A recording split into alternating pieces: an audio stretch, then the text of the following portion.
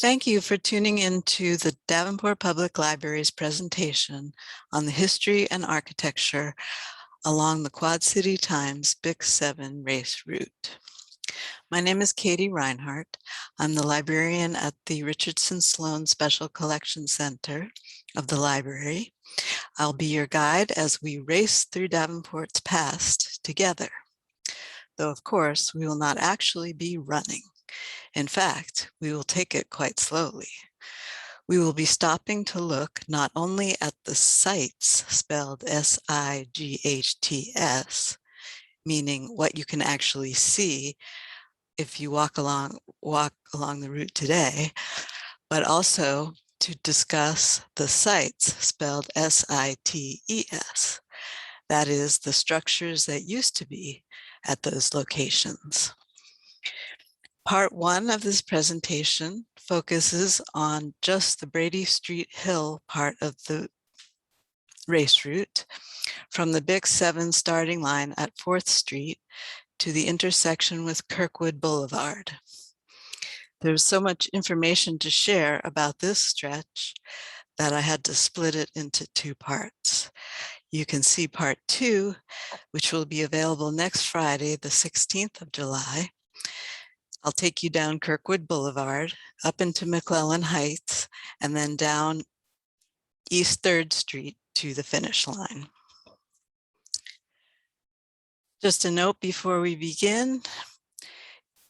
For the information and images in the presentation, I have preferred the resources available in the Special Collections Department of the library, but I have also relied on the work of architectural historians Marla Svensson and Martha Bowers from the early 80s, and more recently Jennifer James, as well as articles by Alma Gall of the Quad City Times and collector Doug Smith's post on his Davenport, Iowa History Facebook page.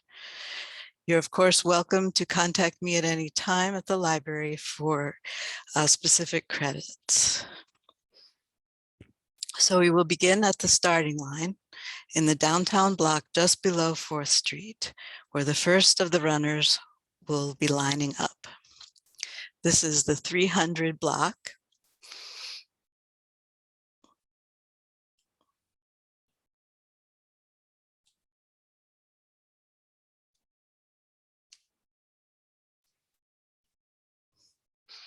On the east side, looking to your left, facing up Brady Street Hill, you will see the Mississippi Loft Apartments. And they were built in 1931 as the Hotel Mississippi. It was designed by Chicago architect A.W. Graven. It's a 10-story hotel with 220 rooms. It also has the RKO Orpheum Theater, the largest movie theater in Davenport at the time. This structure was the largest high-rise downtown hotel built, or the last rather, built before World War II. It exhibits the Art Deco style of architecture that was popular in the late 20s and the 30s. This is a sleek, streamlined style. The linear look of this building is emphasized by the alternating stripes of metal and gray brick. And in the floral design of the windows, you can look closely as you pass by. You can see an abstracted natural floral design and reduced to its geometric forms. Now, before this was built in 1931, this was called the Davenport Block. And one of the tenants was M.E. Nabstedt and Sons Jewelers. On the left side of the slide, you can see the building to the left with its curved corners and the rounded tower at the top. And the photo on the right is the interior of the Nabstedt jewelry store.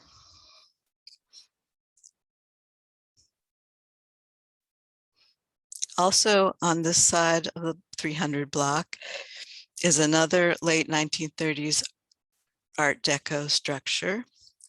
This is now the Quad City Symphony building. At the time it was created, it was called Jesse Hawley's Super Service Station. And you can tell by the way the building is set back from the street that it was meant to provide room for cars to come in and out. And you could see on the right-hand slide that service station in a 1966 photograph. And you can see how the service station actually looked with a glass front facing onto Brady Street and the cars parked along the front of 4th. Now, if we move over to the west side, the building to the left in this image is the Scott County Savings Bank, or the First Trust and Savings Bank, as it later became known, at number 302. This was built in 1919 by the local architects Clausen and Cruz. They built this in the classical revival style, which is meant to imitate a Greek or Roman temple. It's built in stone and it has vertical pilasters that are meant to be like the columns of a temple, and the tall windows emphasize that verticality. It was built with a flat roof because it was intended to be the base of a future skyscraper. 8 additional stories were planned, but that was never built.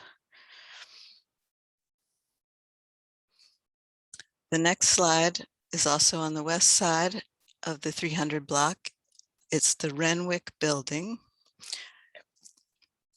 This time built earlier in 1901 by Clausen and Burroughs. It was for the sisters Margaret and Rebecca Renwick as they were renovating the building that they had first developed there in 1893. There had been a fire, and which affected the blocks, the commercial blocks in the same block. And this building introduces us to the Chicago style, which was taking advantage of the steel construction technology that allowed buildings to be built higher because they no longer relied on heavy masonry supports. This also allowed for large bands of windows, which you can see in the second 2 stories. And the 4th floor windows have a different style. They're called the Romanesque Revival.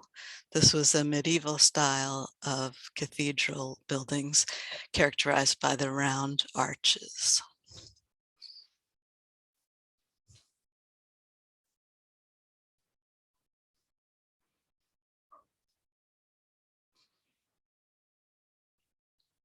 The Winecke and MJ Eagal blocks are at 318 and 322.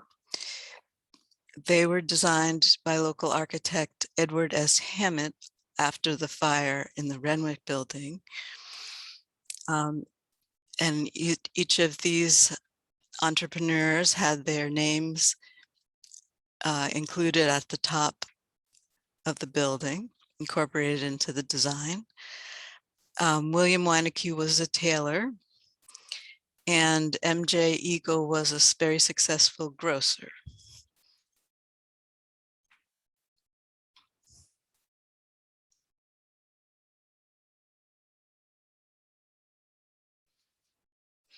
Number 330 Brady Street is just a standard issue modern one-story painted brick office building built in 1966, as you can see on the left. Now it's the home of the Riffle advertising agency.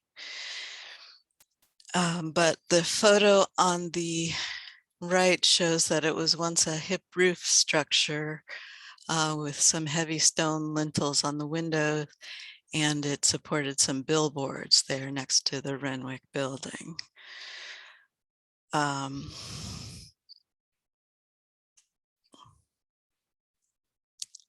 And this is a close-up of the 1886 Sanborn fire insurance map for Davenport, showing the 300 block that we just went over.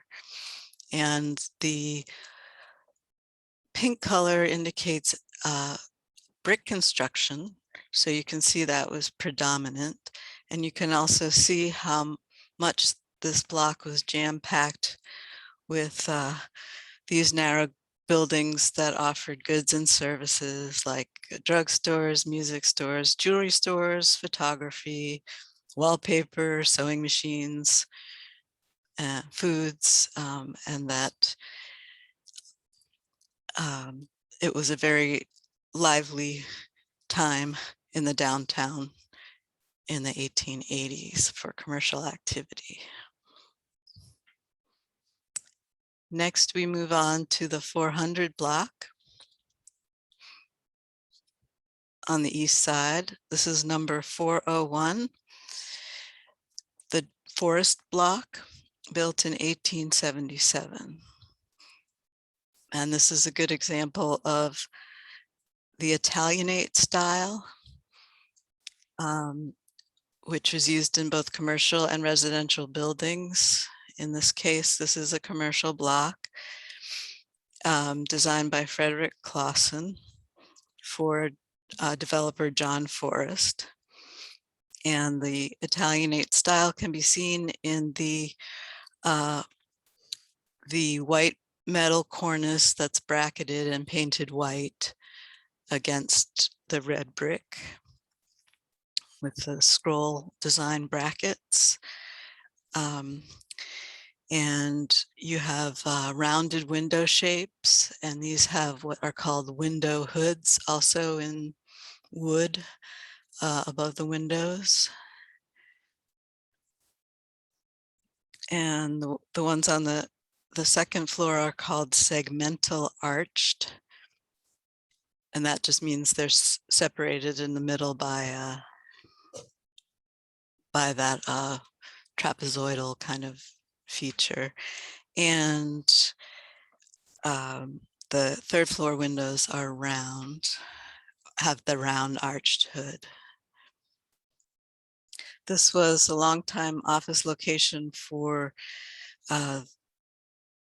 physician Dr. Jenny McCowan, one of the first women physicians in the country and in Iowa for sure.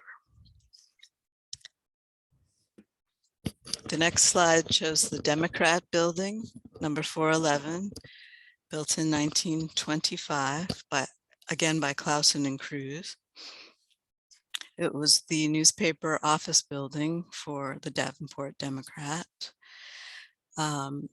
Most remarkable about this in terms of style is that it includes detailing on that are detailing known as Sullivan-esque detailing, named after Louis Sullivan. He was the Chicago architect known for embellishing flat surfaces of modern buildings with terracotta elements, with floral designs. There's also floral designs on the metal on the upper story windows. And he would also typically do panels of different colored stone, such as the one above the large window in the center.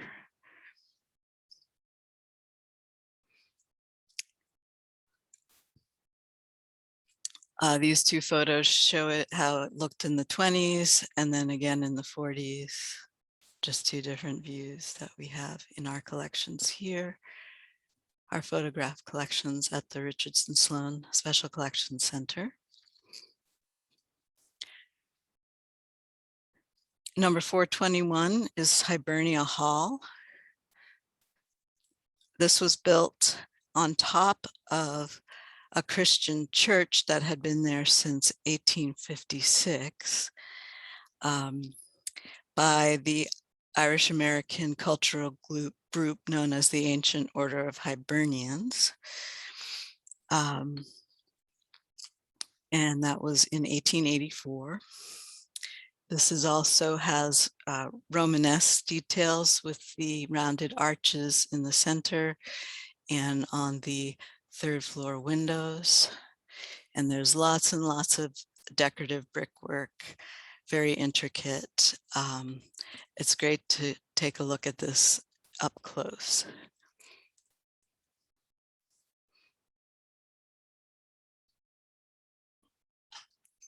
Number 425 and 427 are the Worley House and Livery. The house was built in 1860 by Philip Worley, who was a doctor. He and his son H.A. practiced medicine in the lower building to the north of the house proper. And then later, Philip's other son, Charles, lived here and operated the livery building, which is the furthest to the left in this photograph. This is a rare example of Greek Revival architecture, domestic architecture, especially because it's in the downtown area. Greek Revival style is marked by the use of a side pitched gable roof and the rectangular windows with the heavy lintels and an offset porch.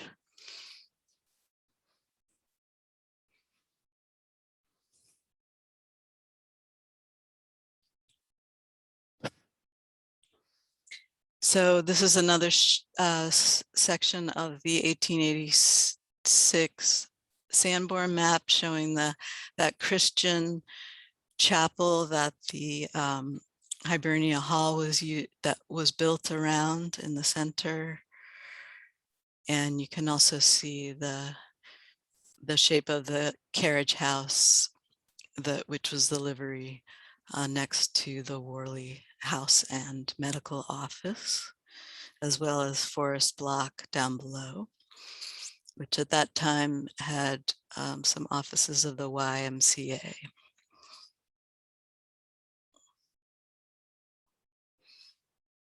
And this is the other side of the 400 block. This was marked out by Antoine Leclerc, the founder of the city of Davenport, in the original plat as Church Square. So it was reserved for the Catholic Church of St. Anthony's, which you can see here to the left, and then on the right, which is now the parking lot for the Davenport Public Library and for St. Anthony's Church, is just full of commercial stores that no longer exist. So you have to imagine what those must have looked like. They're on the west side.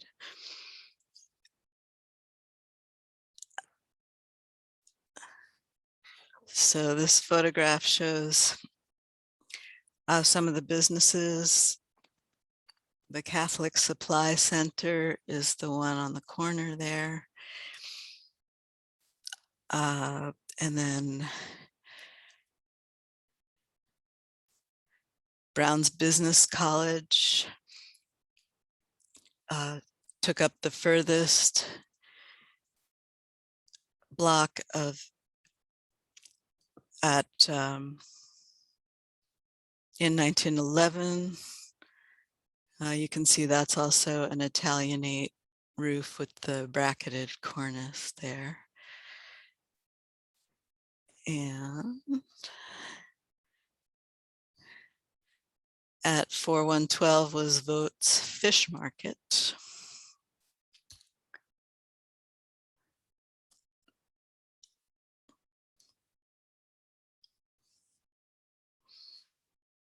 Now you pass underneath the tracks of the Chicago, Rock Island and Pacific Railroad Depot to get up to the 500 block, and you can see there behind the church and the commercial buildings, the station building. And here's a view of that west side of the block, which include, and here's the 1886 map. So the west side of the block included the 1859 structure built by H.A. Wupperman, that is known as the Wupperman Block. It was the home of the International Order of Odd Fellows, the fraternal organization that, like the others we'll mention, provided its members with life insurance and disability insurance.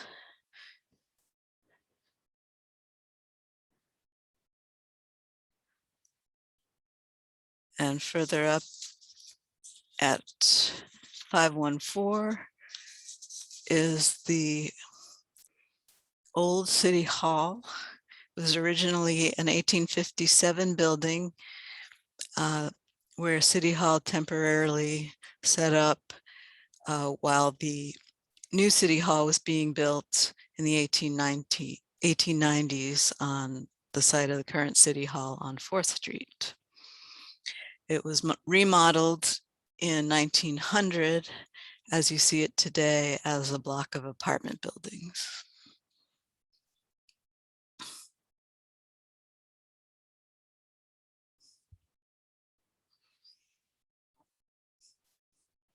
Number 528 to 530 was the Cook Memorial Library building, or Library Hall.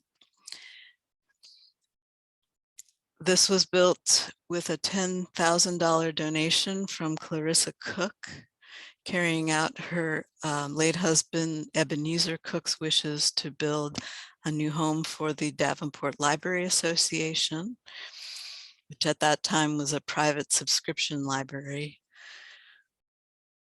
I'm not sure what style to call this. It has maybe some Italianate, maybe some Romanesque features, maybe some Second Empire features. And if anyone knows, I'd love to talk about it. You can see the plan on the left side from the 1886 Sanborn map. It also had some YMCA activities there and some theater productions. Also built by the Cook family, by Clarissa Cook, was Trinity Church at 620, the next block up on the west side.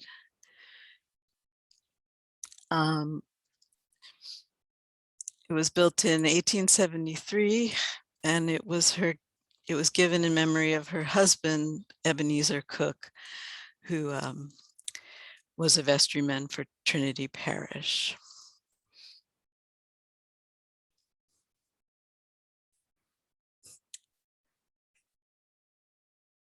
It was sold in 1912 to the Masons, another fraternal organization, and became their Masonic Temple. The building was completed in 1922, again by Clausen and Cruz architectural firm. And it's now owned by Palmer. And that is a classical revival, again, similar to the bank building that's now analog arcade.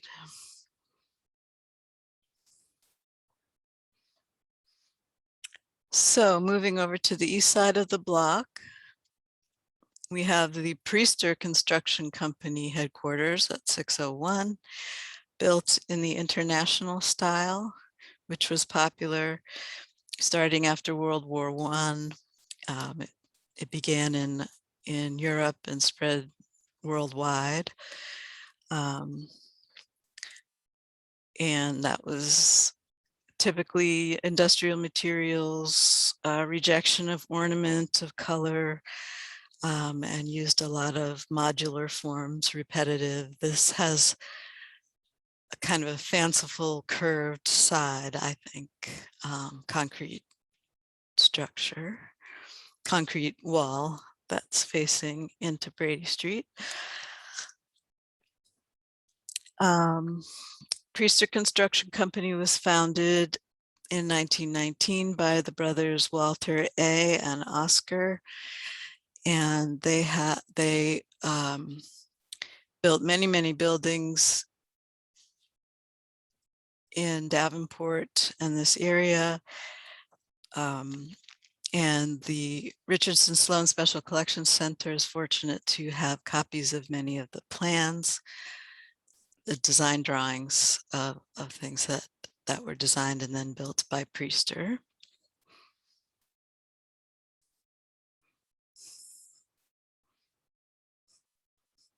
Now, earlier on this block was at 611 was Mrs. Dr. Keck, Dr. Rebecca Keck's infirmary. She had been in business since 1865 as an herbalist and an entrepreneur in patent medicines. She came to Davenport in 1875 and became one of the wealthiest women in the Midwest. She only treated chronic conditions at this infirmary, often which included women's complaints. And the building looks to be in the Second Empire style with the mansard roof and the dormers, again with arched windows and a piano nobile. The plan is on the left from the 1886 Sanborn map, also a brick structure.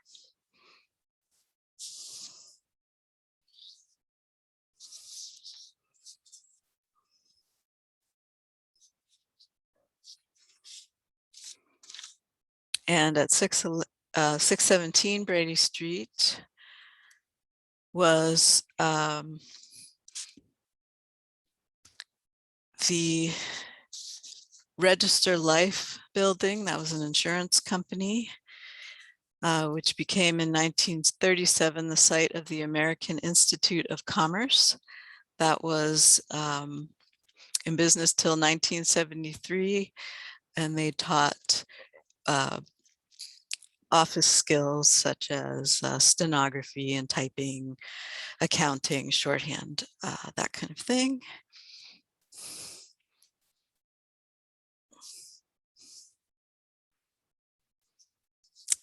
And as we move over back to the west side of the 700 block of Brady Street, we see the Davenport Academy of Sciences building to the right of this image. That was built, I don't know when that was built, but they purchased what had been the Presbyterian Church, the Gothic revival structure on the left, and that became Science Hall, which was their display hall for specimens of various kinds. And that institution later became the Davenport Public Museum and the Putnam Museum, now the Putnam Museum.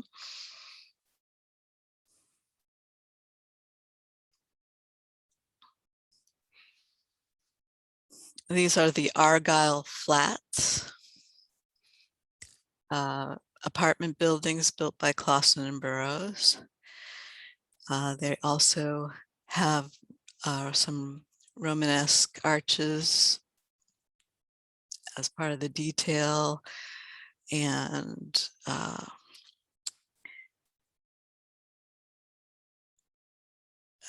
yeah, up underneath the cornice, and then they're marked by bay windows, and there's a little connector in between.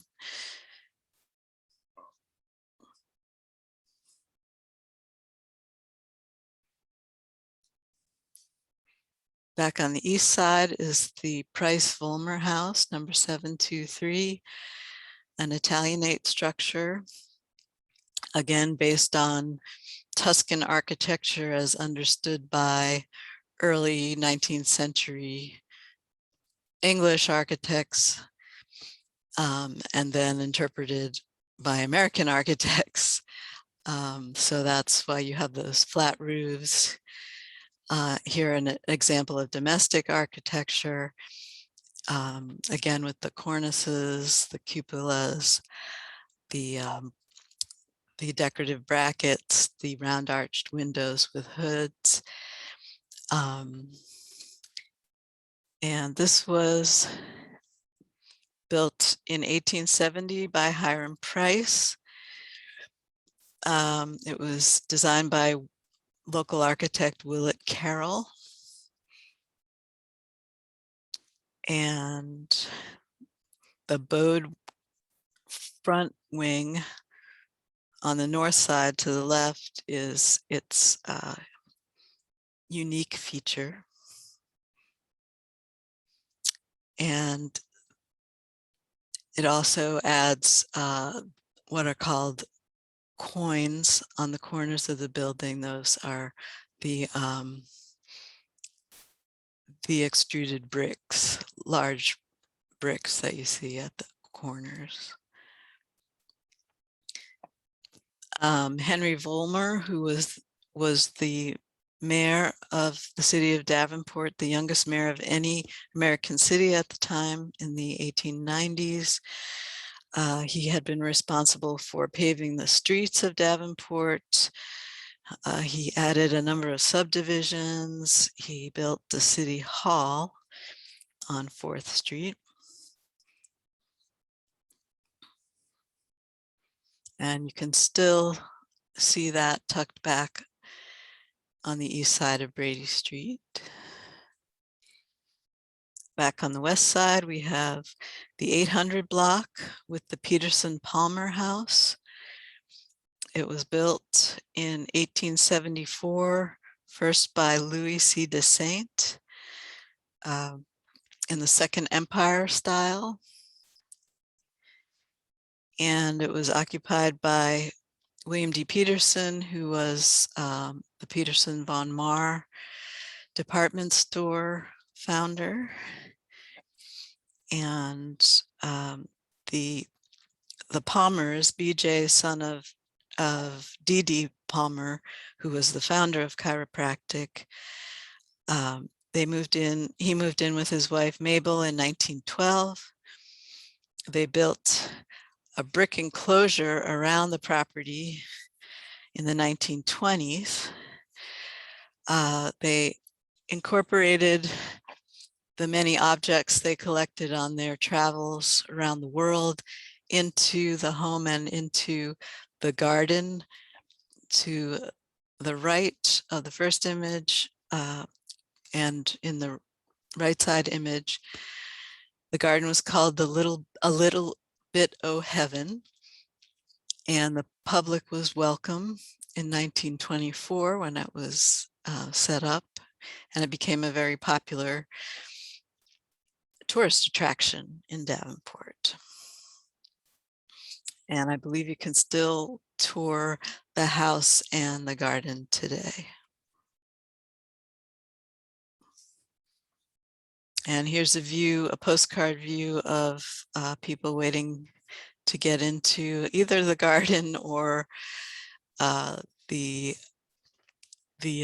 broadcast station WOC that was founded by B.J. Palmer in 1922.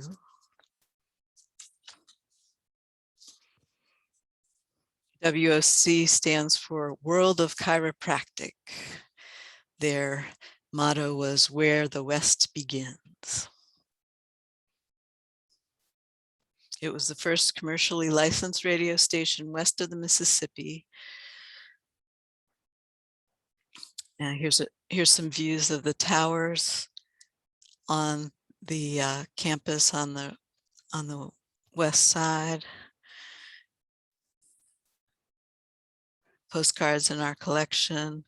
And then it became, the Palmer family also began the WOC-TV broadcast center in 1949, was the first telecast. That's now the KWQC-TV building.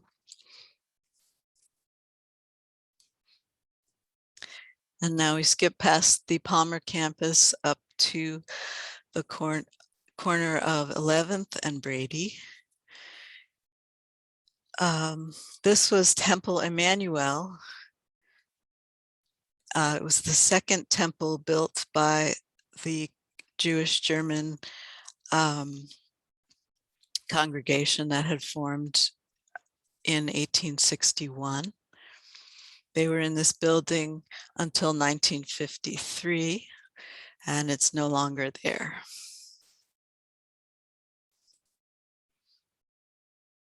Between 11th and 12th Streets is the Trinity Episcopal Cathedral.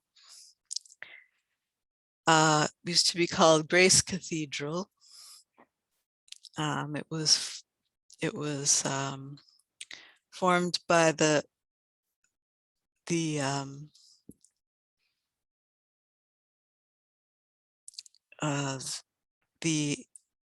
Grace Cathedral and Trinity parishes combined in 1909. The image on the left is the side that faces Brady Street, and the beautiful rosette window can be seen from the other side on Main Street.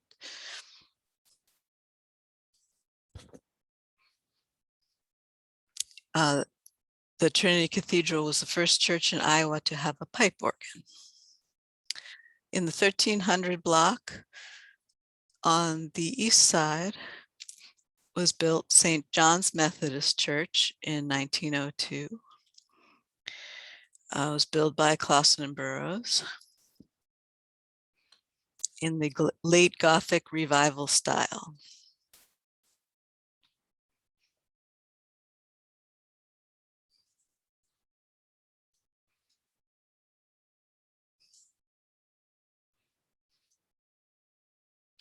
Number 1426 Brady Street on the west side is the William S. Chenoweth House and the Free House.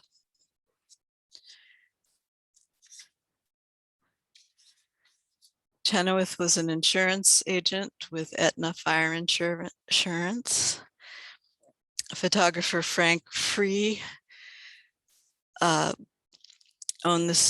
took over in the building in 1912. The business was run by his son Henry till 1968, and then Henry's wife Lois. And around the turn of the 21st century, Lois Free gave the Free Studios collection of images to the Davenport Public Library and the Putnam Museum. And that included the negatives that Frank Free had purchased from another photographer in town, J.B. Hostetler. We've done a lot of work to digitize those images and put them up on the Upper Mississippi Valley Digital Image Archive, where you can also find the Putnam Museum's images that came from the Free Studio. A developer bought the property in 2008, 2018, and is developing it now, renovating it now. Going back to this slide, 1429 Brady Street was the house belonging to the Mrs. Renwicks. They had built the Renwick block that's, the Renwick building that's down on the 300 block. They were sisters that were very active in the community. They went to the First Presbyterian Church and were supporters of it. They belonged to the Cleonian Club, which was a literary society. And when Rebecca Renwick died in 1932, she was buried at Oakdale Cemetery with her sister Margaret, who had died in 1919. And I don't have an image of the house because I don't think it exists anymore. If anyone knows, please let me know. I couldn't figure out what structure it was, but the Renwick family was very important to the community, beginning with James Renwick, who was a lumber magnate in the city, and Margaret and Rebecca were his daughters. And this is an ad for an auction of the estate after Rebecca's death. And that's a picture from her obituary. The photograph was actually taken by the Free Studio nearby.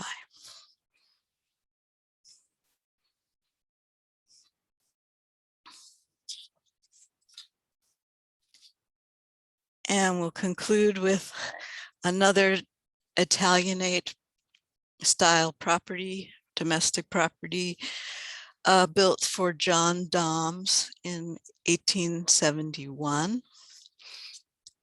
He had to sell his house in a sheriff's sale to Frank Miller, who was a successful grocer. And in 1907, the house was purchased by the Catholic diocese, and it was the headquarters for the bishops, James Davis, and that's why you see the title of this postcard from our collection, Bishop David's Residence. This is right at the corner where you turn, the runners will turn the corner on the Big 7 to enter Kirkwood Boulevard, or the Big 7 Boulevard. And I hope you will join me next week, or starting next week. I'll have available part 2 of the talk that goes from Kirkwood Boulevard down through McClellan Heights, back again along Brady Street, and to the finish line at the end of 3rd Street. So I hope you will join me after the 16th. And if you have any questions in the meantime, or anything you'd like me to add or comment on, please feel free to get in contact with me at the Richardson Sloan Special Collections Center of the Davenport Public Library, the Main Street location. And I thank you very much.